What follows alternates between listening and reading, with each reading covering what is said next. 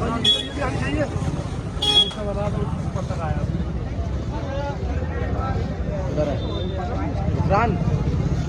भाई थोड़ा हमारा सरकार से ये अनुरोध है कि इस जनपद रामपुर में एक जमाने से पढ़ाई का कोई मतलब ही नहीं था, क्योंकि नवाब पीरियड में भी इन्होंने बहुत 4-6 जूनियर हाई स्कूल बनवा रखे थे पूरे जिले में।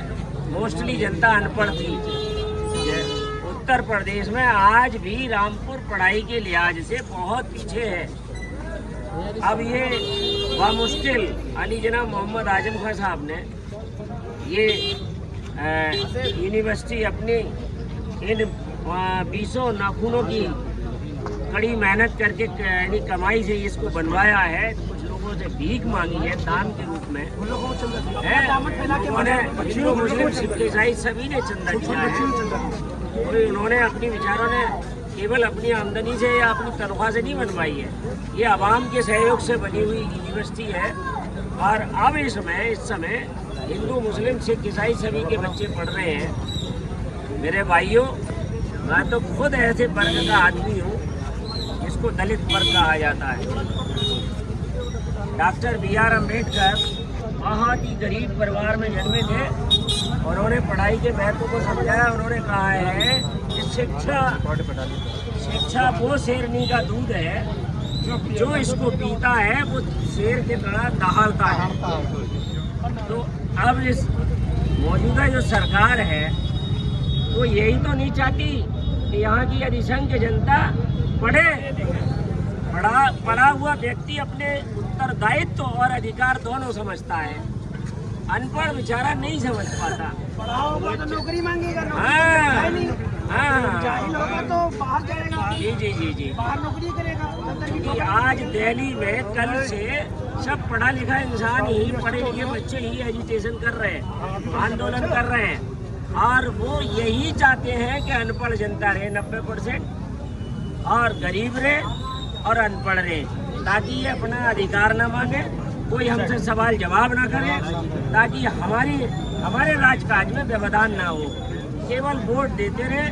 और एक सिस्टम इन्होंने और एजाज कर लिया है 80-20 का कह करके कि भाई हम मुस्लिम लोगों को टैग कर रहे हैं और आप जो है हिंदू लोग इकट्ठे रहो। अरे भाई, हिंदुओं के बच्चे भी तो अनपढ़ रह रहे हैं। वो जो 1 लाख प्राइमरी स्कूल बंद करे उसमें कोई मुस्लिमों के ही बच्चे थोड़ी पढ़े हैं, भाई सभी है। और 80% तो हिंदुओं के, तो 80% उनके हो गए। अब यहाँ भी सभी के पढ़ रहे हैं। इल्म की बात ही नहीं कोई करने वाला, और इल्म की बात आजम खान साहब कर रहे हैं, तो इल्म को उजाड़ने का काम भारतीय जनता पार्टी कर रही है। वो आपके सामने है। ये जो यूनिवर्सिटी जो बनी हुई है, ये खून पसीने से बनी हुई है आजम खान के। और मैं बता देना चाहता हूँ भाजपा सरकार से कि जो है आप जितना परेशान करना है परेशान कर लो। यही यूनिवर्सिटी के बच्चे, यही यूनिवर्सिटी के छात्र, इनके माँ बाप, इनके परिवार, इनके खानदान के लोग 2027 में आगामी चुनाव में एक वोट अपना रो कर डालकर भारतीय जनता पार्टी को उखाड़ फेंकने का काम समाजवादी पार्टी का। और आप लोगों को बता दें कि ये तानाशाही, ये जुल्म नहीं चलने वाला है। और इस जुल्म को, इससे ज्यादा जितना भी जुल्म करना है कर लो। हम भाई लोग, हम समाजवादी लोग हटने वाले नहीं हैं। और हम लोग यहाँ पर जो यूनिवर्सिटी के गेट पर डटे रहेंगे। हमारे विधायक जी भी मौजूदा हैं। कोई बुलडोजर कहीं से धोखे से दिख गया तो हम लोग आत्मदाह करने का काम करेंगे। उस बुलडोजर को, इस बाउंड्री को छूने का काम नहीं करने देंगे, चाहे लहू बहे या जान जाए। हम लोग इस जो यूनिवर्सिटी के लिए समर्पित होने का काम करेंगे। जब तक डटे रहेंगे, जब तक यहाँ से स्टे नहीं मिल जाता या फैसला वापस नहीं हो जाता।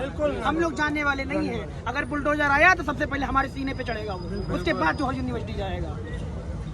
आजम खान जिंदाबाद, जिंदाबाद, जिंदाबाद, जिंदाबाद, जिंदाबाद, जिंदाबाद।